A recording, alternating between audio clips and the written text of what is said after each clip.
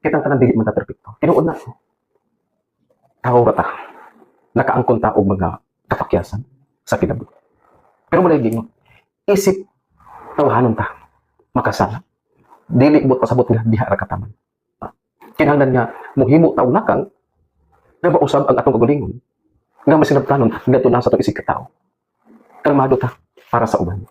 Kinahanglan nga maantigo ta mutawag musampit ngadto na sa atong labing makagahom sa tanan. Dili bot pasabot nga ikaw kusgan pa ka. Maayo paglawas. Kung unsay itambag sa imo lamang gipanapos. Sa imong pikas lugan kay lagi nagtuo ka, galig-on ka.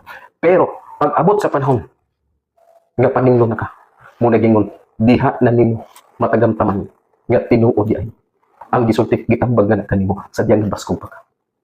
So mo nagingon hinatunta kadto atong mga kaigsunan nga nag-view kang hinatunta nga nining panahon na baskog pa ka napatay mahimo sa atong kagalingon kinahanglan yun nga sampit ng kita gato na sa atong labaw nga makagawom sa tanan.